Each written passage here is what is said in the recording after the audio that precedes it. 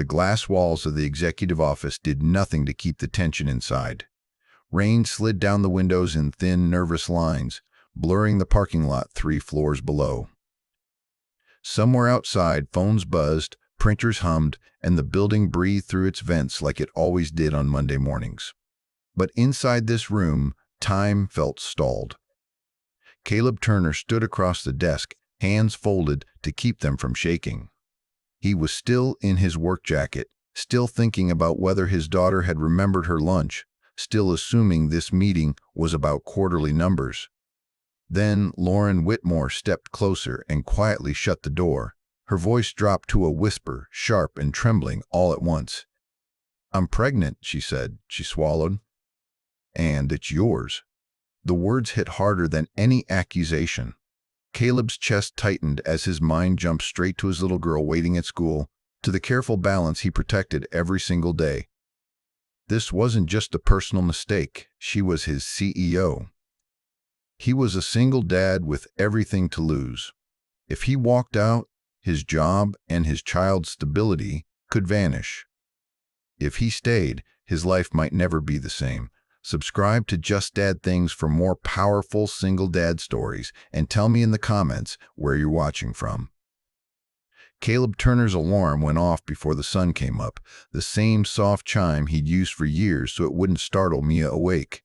He rolled out of bed quietly, already doing mental math time, money, energy, before his feet even touched the floor.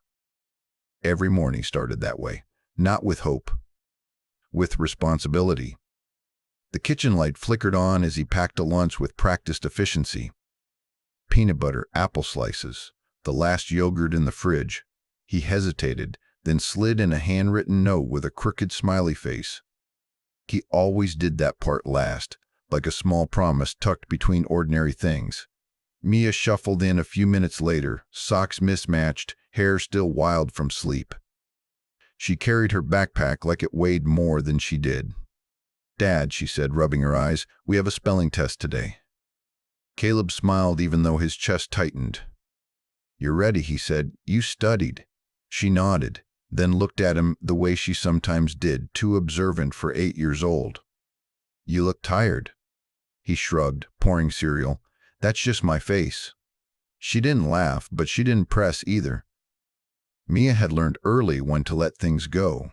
That knowledge earned too young was something Caleb carried like a quiet ache. Her mother had died when Mia was barely old enough to remember her voice. Cancer didn't ask permission. It just took what it wanted and left him holding a baby and a future he hadn't planned to face alone. They moved through the morning routine like a well-rehearsed play. Shoes, jacket, homework check. Caleb signed a permission slip, silently calculating whether the field trip fee could wait until next paycheck. He never said no right away. He always tried to make it work. The drive to school was filled with talk about planets and whether Pluto deserved to be one. Mia loved space.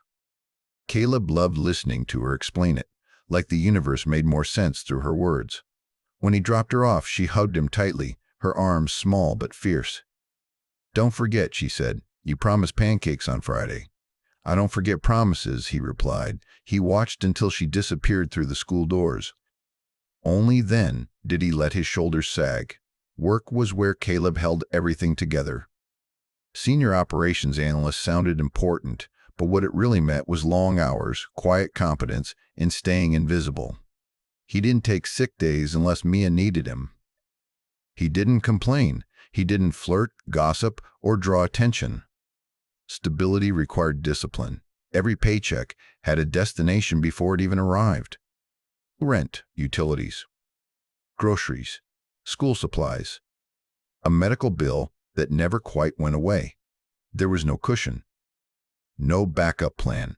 Losing his job wouldn't mean tightening their budget. It would mean losing the apartment, the school district, the fragile sense of normal Mia depended on.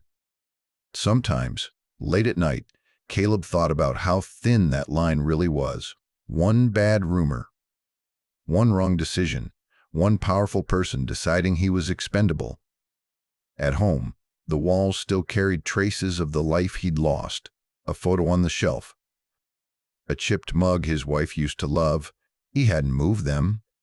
Not because he couldn't, but because he didn't want Mia to think forgetting was the same as healing. Grief wasn't loud anymore. It was quieter now, heavier. It lived in the pauses, when he saw another parent reach for a partner's hand, or when Mia asked what her mom's favorite color had been. He answered honestly every time, even when it hurt. He'd learned that lies only made things worse. That was why work mattered so much. It wasn't ambition driving him, it was fear. Fear of losing control over the one thing he still had, his ability to provide. So when his CEO's words echoed in his head later that day, "Pregnant, yours," Caleb felt the ground shift beneath everything he'd built. Because scandal didn't just threaten careers, it threatened custody schedules, rent payments, bedtime routines. It threatened Mia's sense of safety. He had spent years protecting his daughter from chaos, from instability, from adult mistakes she didn't deserve to carry. And now, without warning, chaos had found him anyway. Caleb wasn't afraid of hard work.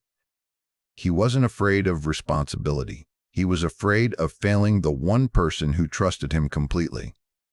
That fear followed him home that night as he helped Mia with homework, listened to her read aloud, and tucked her into bed. She fell asleep quickly, one hand clutching the edge of his shirt like she always did.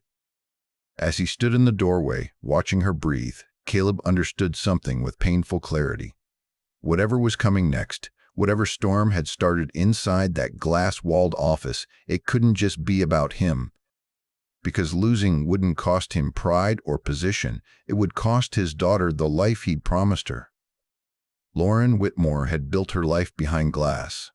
Glass offices, glass conference rooms, glass walls that let everyone see her working late while revealing nothing about what it cost her. At 40 years old, she was the youngest CEO Vanguard Solutions had ever appointed, and she had learned quickly that visibility was power and vulnerability was currency she could not afford to spend. Her days were carved into blocks of precision. Board calls before sunrise, investor emails answered before assistants could flag them. Decisions made with numbers, not feelings. She didn't raise her voice. She didn't hesitate. She didn't apologize unless it was strategic. That discipline was the reason the company had survived 2 acquisitions and a near collapse before she took the helm. It was also the reason she was alone. Lauren ate most dinners at her desk. She slept in a perfectly ordered apartment that looked more like a hotel suite than a home.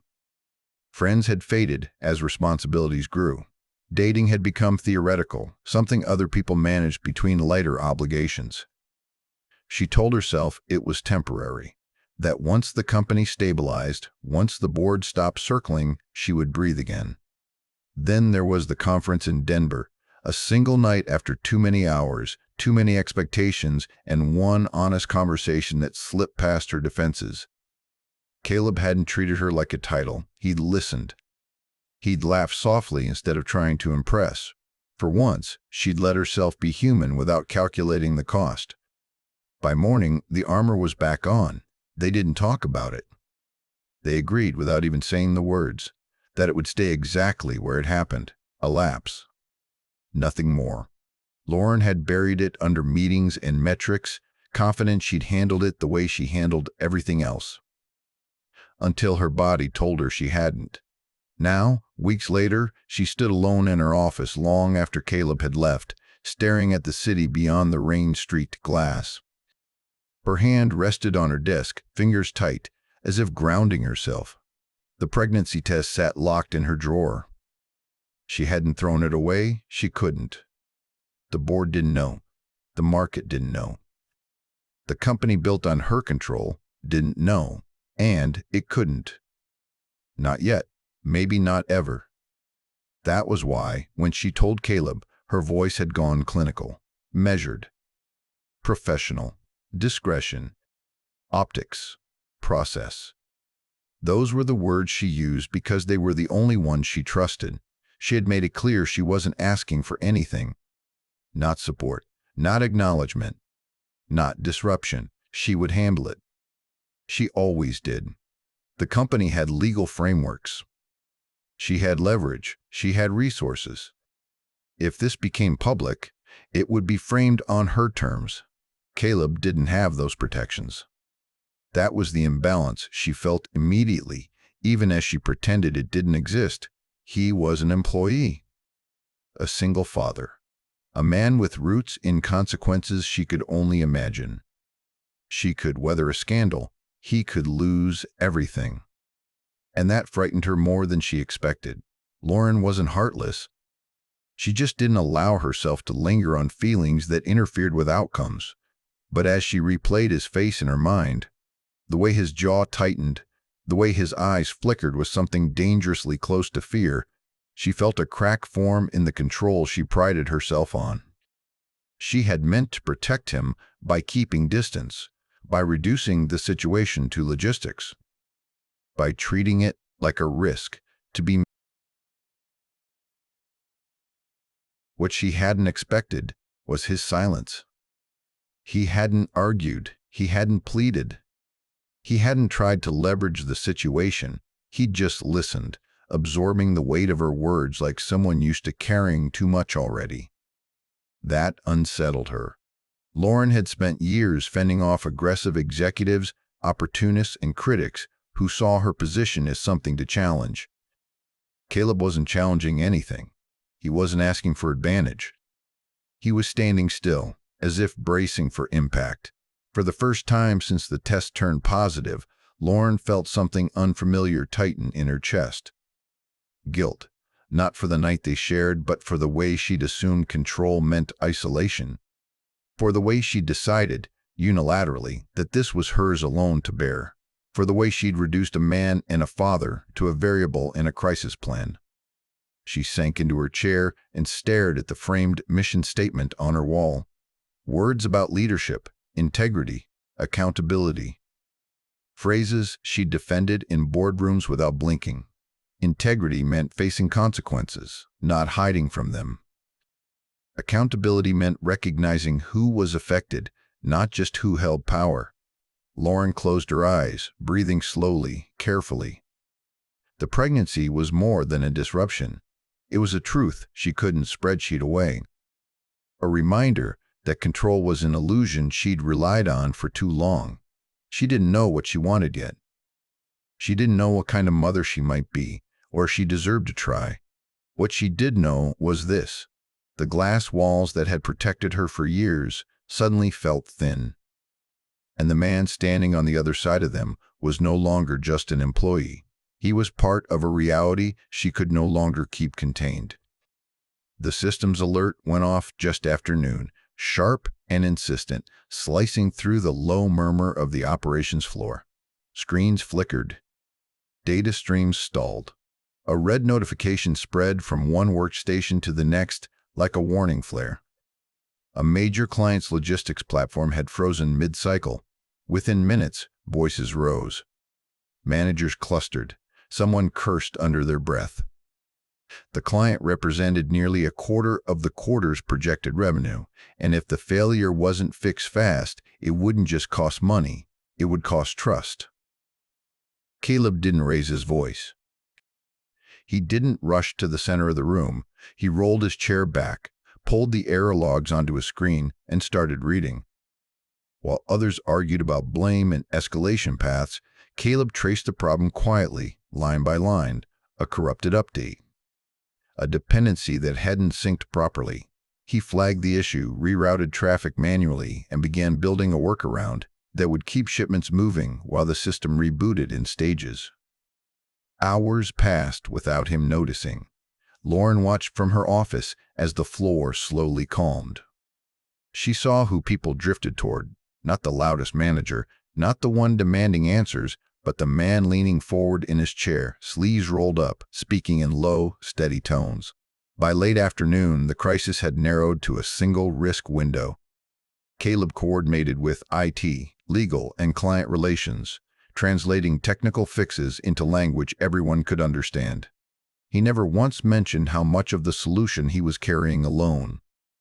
When the client finally confirmed their platform was stable, a collective breath released across the room. Someone clapped. Someone else laughed shakily. Caleb saved his files, pushed his chair back, and checked the clock. His phone buzzed. He stepped into the hallway before answering. "Hey, kiddo."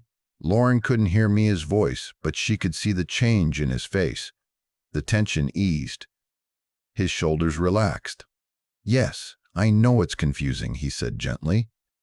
"Remember what we practiced. Break it into pieces." He listened, nodding, smiling softly.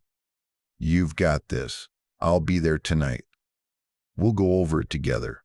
When he hung up, he exhaled once, steadying himself, then walked back toward the operations floor as if nothing extraordinary had happened. Lauren leaned back in her chair, unsettled. She was used to competence. She hired for it. What she wasn't used to was competence without performance. Caleb hadn't sought validation. He hadn't even made sure she knew what he'd done. He'd simply done it because it needed doing, and because people depended on him. That realization stayed with her as the day stretched into evening. Most of the floor cleared out by 6. Caleb didn't. He stayed to monitor the system through another cycle, running tests, documenting fixes, so the team wouldn't be vulnerable again. He ordered cheap takeout, ate at his desk, and kept working. Lauren left her office once, passing behind him on her way to a late call.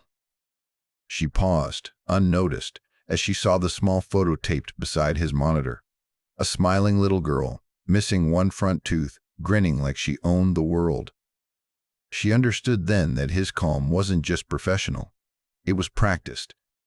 It came from years of managing fear quietly so it wouldn't spill onto someone smaller. Near midnight, Caleb finally shut down his computer. He sent a brief summary email to the team, CC'd his manager, and logged off. No grand recap. No self-congratulation. The next morning, Lauren called him into her office. She thanked him briefly, professionally. He nodded, accepted it, and made no attempt to leverage the moment. When she asked how late he'd stayed, he answered honestly. When she suggested he take the morning off, he declined. "My daughter has school," he said. "I can't disrupt her routine." The words struck her harder than any performance metric. After he left, Lauren sat alone, staring at the city again. The rain had cleared overnight. Sunlight cut through the glass in clean lines. Caleb Turner wasn't just reliable. He was anchored, grounded in something she had never built her life around, but suddenly couldn't ignore. For the first time since telling him the truth, Lauren felt her certainty waver. Not about control, but about distance. Trust was forming quietly, the way his strength always did. And that, more than the crisis they'd survived, unsettled her most. The boardroom was colder than usual, the kind of cold that seeped through tailored jackets and made people sit straighter. Floor-to-ceiling windows overlooked Ridgewood Falls, sunlight bouncing off polished wood and steel.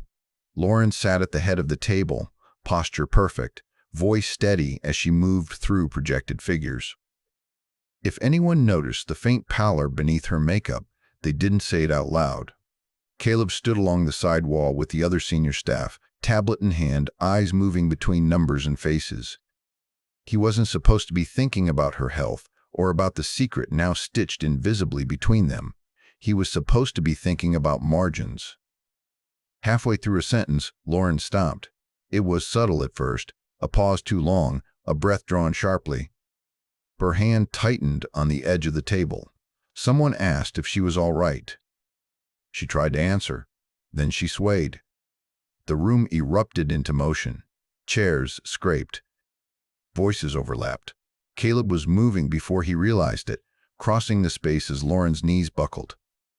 He caught her just before she hit the floor. Her weight was light in his arms. "Too light. Call emergency services," someone said. Another voice said her name. Someone else muttered about liability. Caleb lowered her carefully, his hand steady at her shoulder. Her eyes fluttered open for a second, unfocused, and found his. There was fear there, raw, unfiltered. Then everything went white with sirens and commotion. By the time Warren was taken away, the meeting was over, but the damage was just beginning. Rumors didn't wait for facts. By the end of the day, the word collapse had turned into breakdown. Concern morphed into speculation. Emails buzzed through the building, careful in language but sharp in implication. When the board reconvened without Lauren, the air shifted. Richard Hale sat back in his chair, fingers steepled, expression carved into practiced concern. He had been waiting for this moment longer than anyone wanted to admit. "We need to discuss continuity," he said calmly, "and judgment." The room stilled. "Health issues happen," he continued, eyes sweeping the table. "But when they intersect with leadership and workplace dynamics, it raises questions." Caleb felt his jaw tighten. Richard didn't say names. He didn't need to.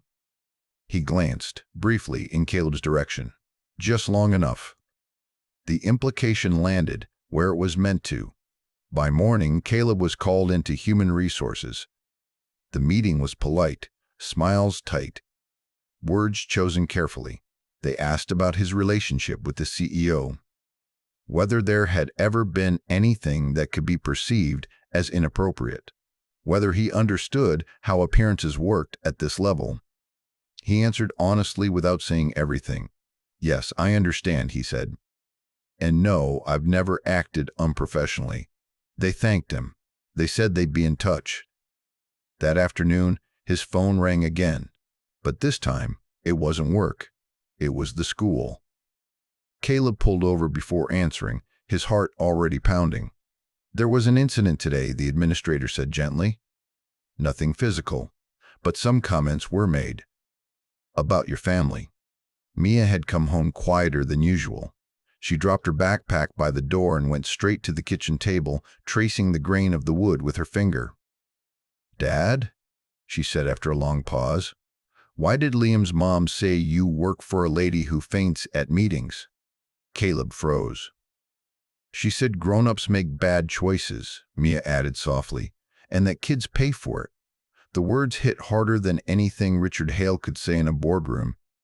Caleb knelt in front of her, forcing his voice to stay calm. "Did someone say something to you?" Mia nodded, eyes down. "I told them to stop, but they laughed." He pulled her into his chest, holding her tightly as her small shoulders shook. Rage burned behind his ribs. Not loud, not explosive, but focused and dangerous. The next day at work, the atmosphere had changed. Conversations stopped when he walked by. Emails that used to come directly now looped through managers. He was still doing his job, but the ground beneath it felt unstable. Lauren remained hospitalized overnight. When she finally called him, her voice was weak but clear. "I'm so sorry," she said. "This is my fault."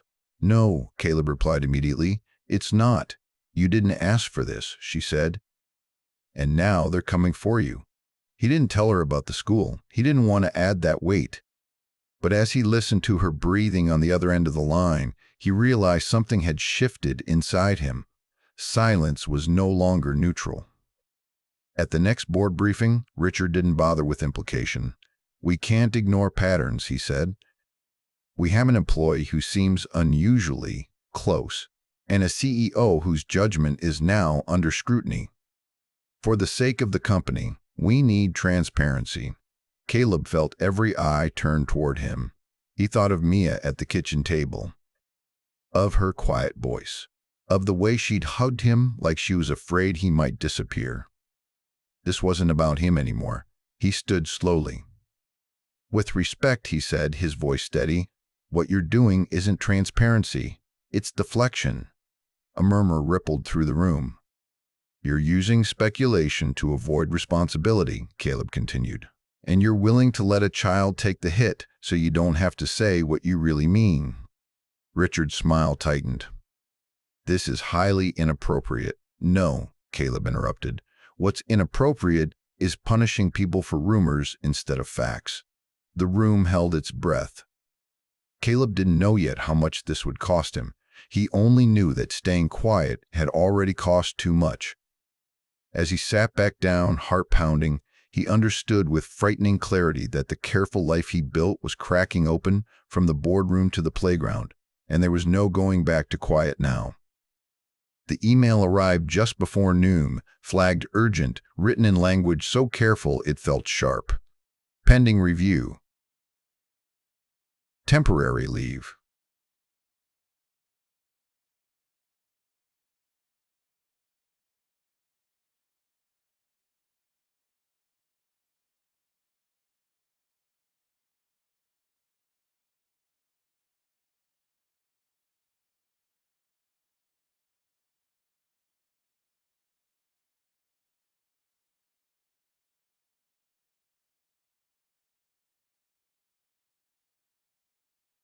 His access would be limited, his responsibilities reassigned.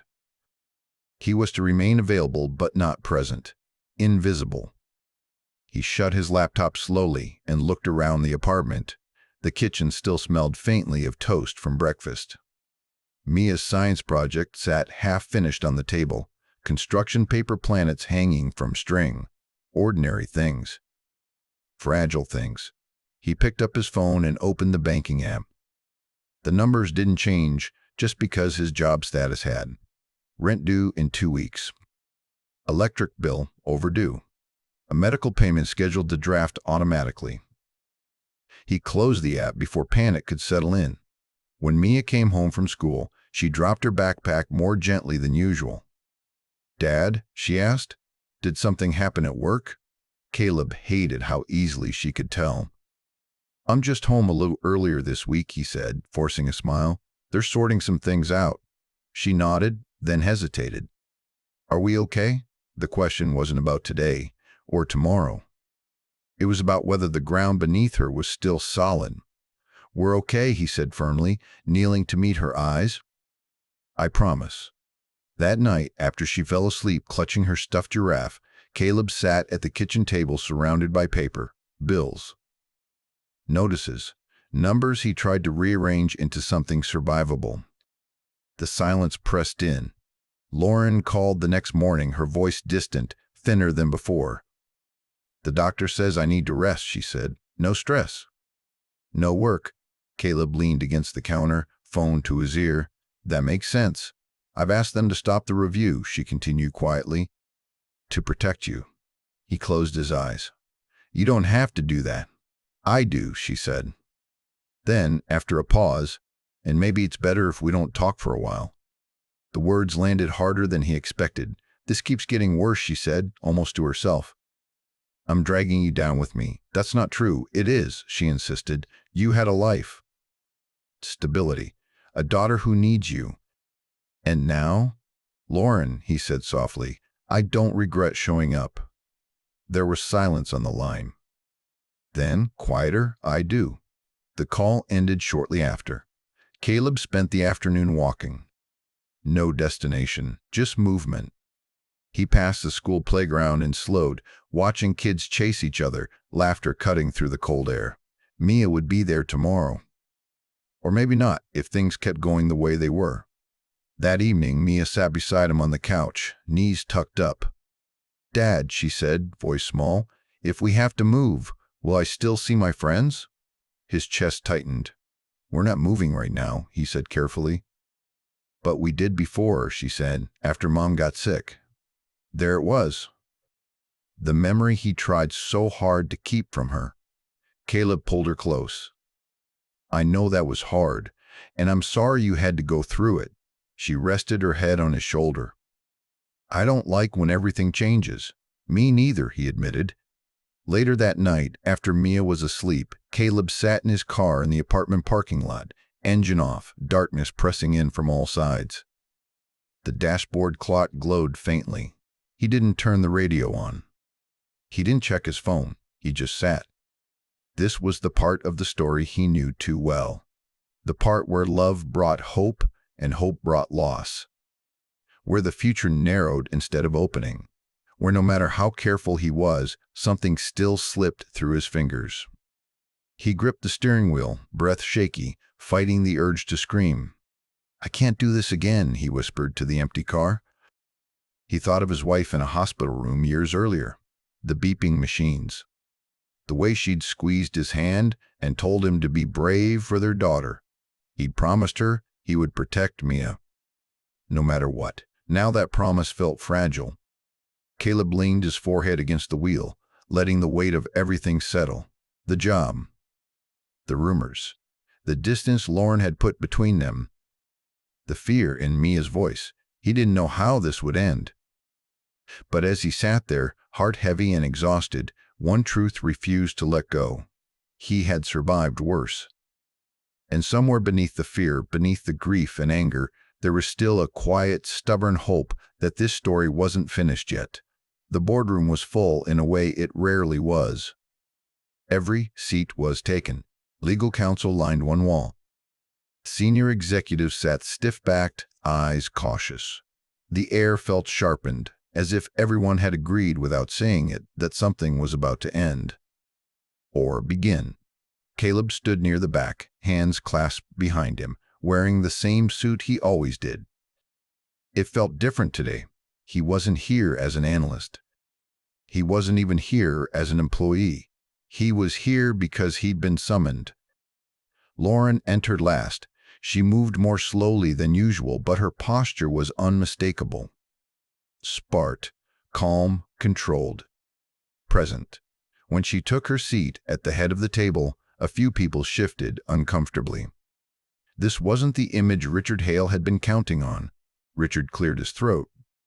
"For the record," he began, voice smooth, "this emergency session is about leadership continuity and corporate risk.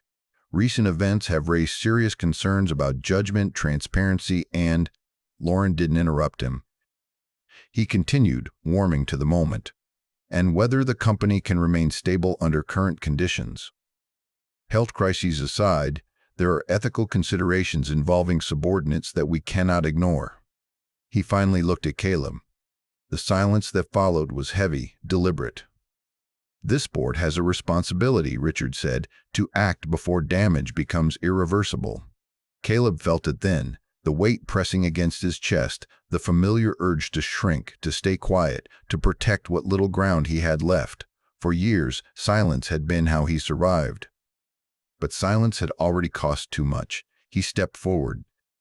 "With respect," he said, his voice steady but unpolished, "I need to speak."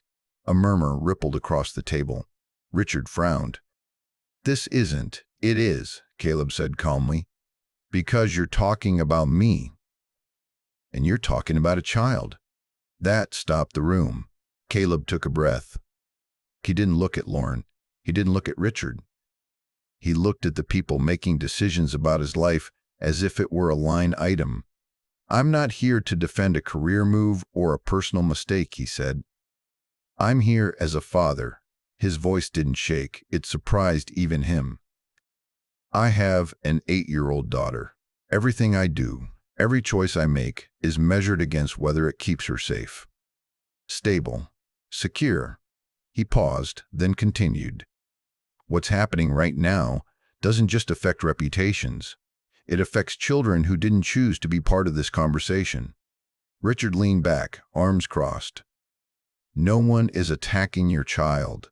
You are," Caleb replied quietly, "when you use implication instead of truth. When you create a narrative that lets rumors do the damage you won't say out loud." The room was still. "I didn't leverage my position. I didn't seek advantage. I didn't hide," Caleb said. "I showed up, and I would do it again. Because that's what parents do." He finally looked at Lauren then. Before Richard could respond, she stood. The movement alone shifted the room. "This ends now," Lauren said. Her voice was calm, but there was steel beneath it. "What you're witnessing is not a lapse in leadership. It's an exposure of bias." Richard opened his mouth, but she cut him off. "You frame this as concern," she said, eyes locked on him. "But what you're really uncomfortable with is that control doesn't look the way you expect it to anymore." She turned to the board. "Yes, I'm pregnant. Yes, I had a personal relationship that did not violate policy, and no, it has not compromised my judgment." She gestured toward Caleb. "If anything, it revealed something this company claims to value: integrity under pressure." A few heads nodded, slowly, thoughtfully. You are ready to remove me based on optics, Lauren continued, not outcomes. Based on fear, not fact. Richard's voice tightened. This is highly emotional. No, Lauren said sharply. This is accountability. She laid out the numbers, the performance metrics, the growth projections, the crisis Caleb had quietly resolved weeks earlier. She didn't embellish. She didn't defend herself with sentiment. She defended herself with truth. And if the concern is power imbalance, she added, then I'll say this clearly, no one here exploited anything. But what has been exploited is the assumption that a woman cannot lead and carry life at the same time. The room shifted again, this time decisively. One board member spoke up. Then another. Questions turned away from Lauren and toward Richard. His composure thinned. This board will not be weaponized, Lauren said. Not against employees.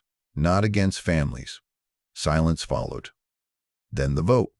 When it was over, Richard sat frozen, the result unmistakable.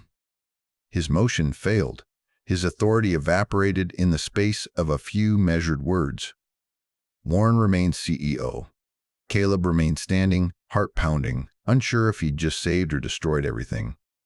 Lauren looked at him then, not as a superior, not as a problem, but as an equal who had chosen courage over comfort.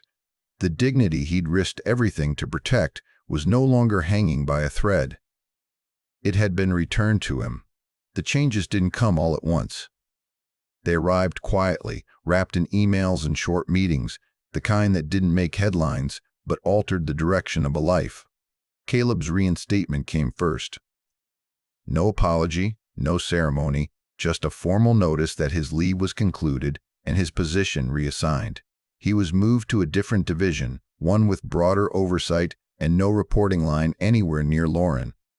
The promotion was subtle but meaningful. More stability, more protection, fewer shadows. He accepted it without comment. He didn't need validation. He needed certainty. The first morning back at work, he packed Mia's lunch like always. Same routine. Same note tucked beside the apple slices. When he dropped her off at school, she hugged him a little longer than usual. "You're smiling," she said. "So are you," he replied.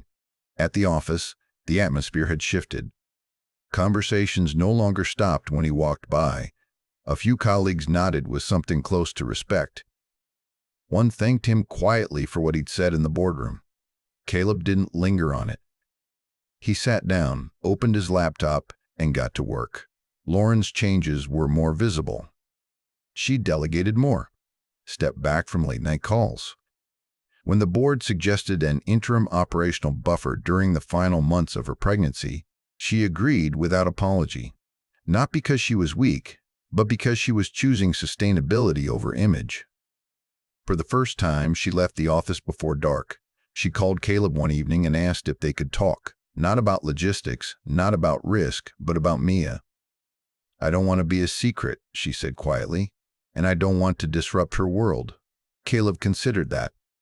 "Then meet her in it," he said. They chose a Saturday afternoon at a small park near the river. No glass walls, no assistants. Just benches, falling leaves, and the smell of food trucks down the block. Mia arrived with her scooter and an immediate question. "Are you really my dad's boss?" Lauren smiled, nervous but genuine. "I was," she said. "Now I'm just Lauren." Mia studied her carefully.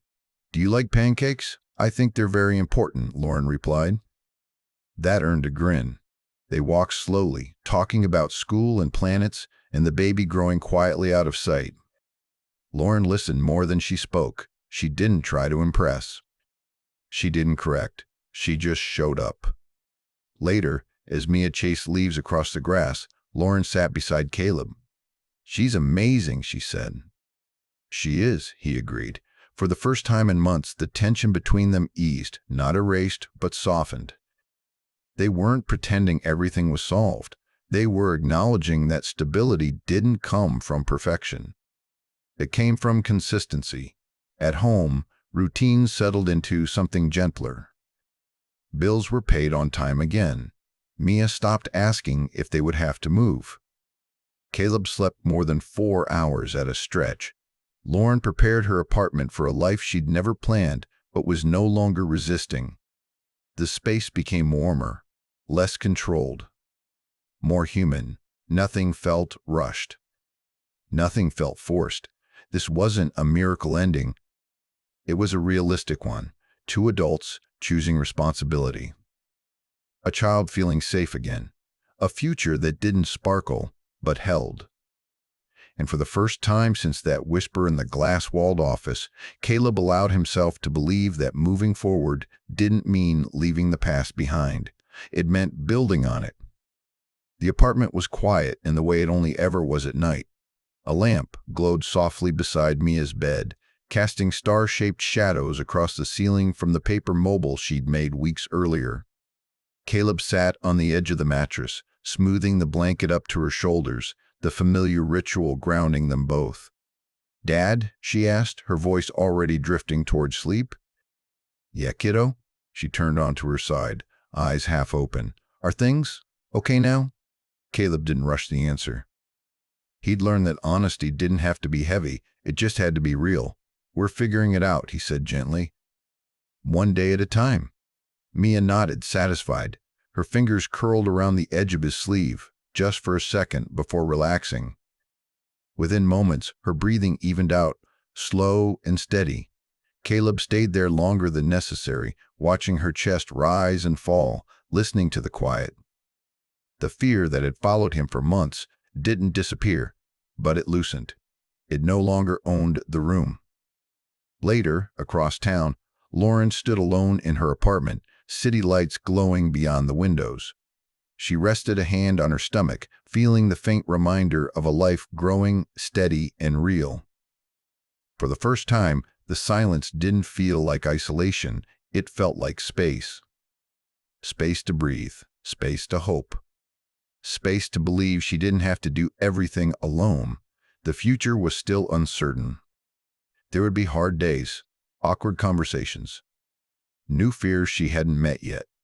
But there would also be mornings with pancakes, evenings with questions, and a quiet promise shared between people who had chosen not to run. Sometimes that was enough. If this story touched you, subscribe to Just Dad Things for more single dad stories. And tell us in the comments where you're watching from.